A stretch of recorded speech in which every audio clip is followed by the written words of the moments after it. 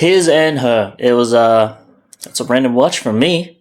I just opened up Netflix. I saw John Bernthal. I said, I like the guy. I like his performances. Let's watch it. So I gave it a chance, and guess what? I end up enjoying it. I liked it. I guess I can see why this kind of genre can appeal to people. For me, I was like playing a game of like whodunit. I was just trying to be a detective. Like who could have done it? What were the clues being put down? Who did this? It was a crime, a drama, a mystery, and I liked that holy trinity of this kind of TV shows. The performances, they were good. The twist I didn't see coming, but that's because I'm just a novice into this genre. Maybe other people definitely saw it coming. Maybe they consider it cliches. I wouldn't know, but I enjoyed it. I guess the closest thing I've seen to a crime, mystery, drama sort of thing is the Scooby-Doo movies. That's my standard. BT dubs, spoiler alerts about this show. I will get into who did it, so if you want to know, if you want to figure it out on your own, or just watch the show, just go watch it and then come back to this video, I guess. So, sort of similar thing to how I watch Scooby-Doo. I always question who could have done it, who did the murders or who did the crime or whatever, and why. Usually, in like Scooby-Doo, is a twist. Like someone you would not usually suspect, but when Elmer explains it, makes a lot of sense. And like I said, it's never the obvious or the suspicious person. In this case, it was Lexi Jones. Or was it? At least for Lexi Jones' case, it made sense why she wanted to kill those girls. She was sort of the perfect culprit for murdering the victims. Actually, I'm not gonna call them victims. That's doing them a kindness. I guess for me, my standard is I wouldn't kill someone as a form of retaliation. But those women, the ones that were killed, they sex trafficked both Anna and Lexi. So yeah, those bitches, they had it coming. And yeah, just with the whole sex trafficking situation, that had me convinced that Lexi Jones was the culprit. She came back for revenge. But no, that was the plot twist I did not see coming. It wasn't her. The show had convinced both me and the people in the show, the characters, everyone, that it was Lexi Jones who killed them.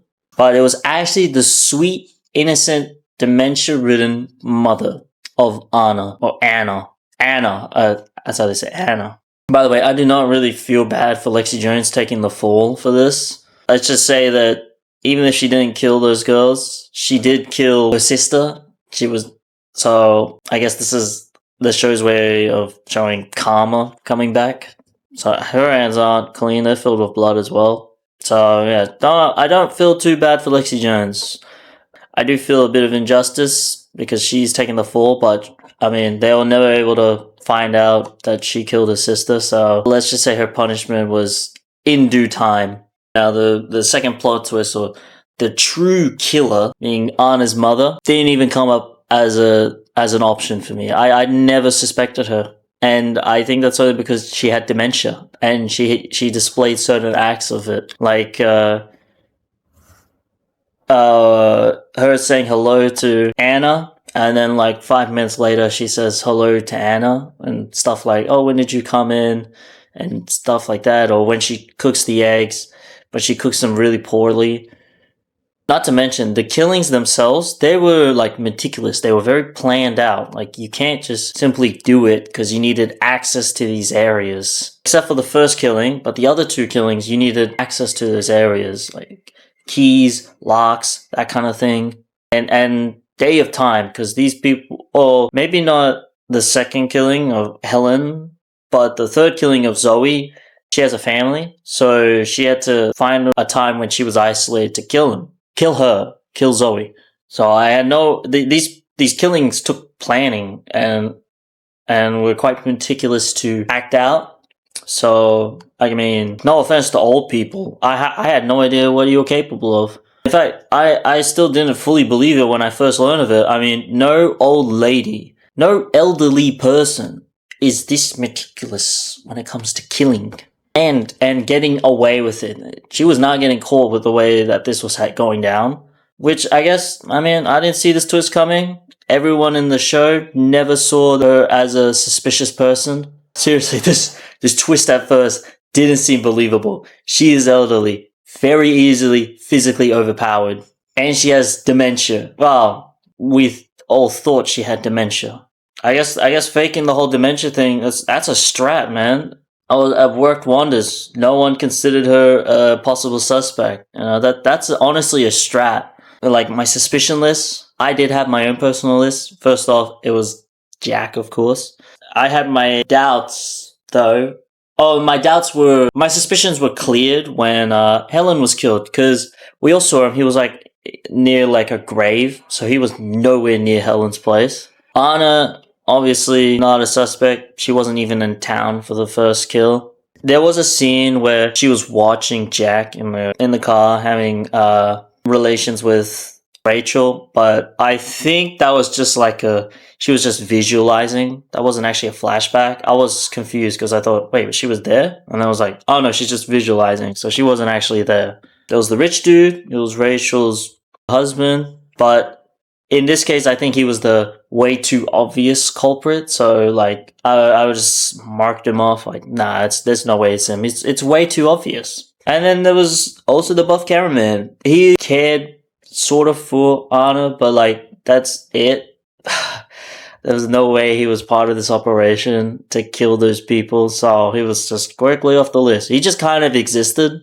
I also, like, it took me like maybe 5 minutes, but when I kept looking, I was like, wait, oh, that's the guy that played Master Chief in the live action show.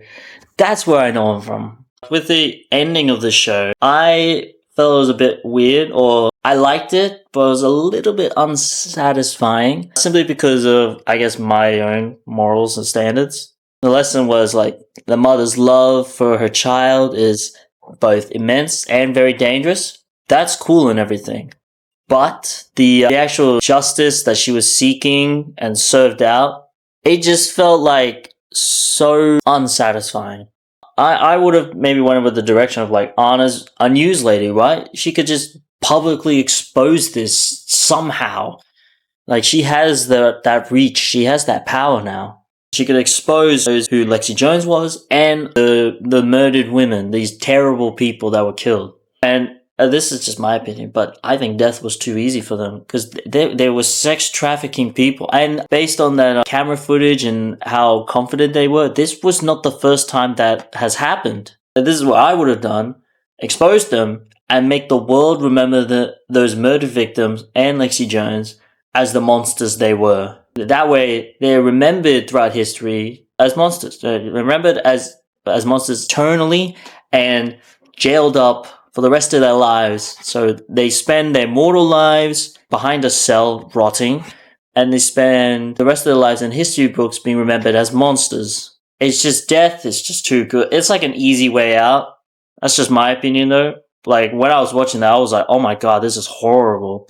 Maybe that's just me, but like, after watching One Piece, justice is decided through perspective. It's different for everyone. What is justice for me, or what is just for me, might be different for everyone else. These kinds of shows aren't my forte. They're not like my go-to. I wouldn't get super excited for it. But in this case, I had a lot of fun watching it, following along with the story, trying to find out who did it, why they did it, the schemes and all that, and the intense drama, not to mention the fantastic performances shown by the characters, especially Jack and Anna. It is such a vibe. I have a newfound respect and appreciation for the crime, mystery, drama genre. Now, I've put a few of those shows similar in the kind of area of TV into my watch list now. Did anyone else never guess correctly on who was under the mask in those Scooby-Doo movies? No? Just me? Well, I know you didn't know that in the 2002 live-action Scooby-Doo. The one that was behind everything, the villain was Scrappy-Doo. Yeah, that's right. Now we're both in the same boat.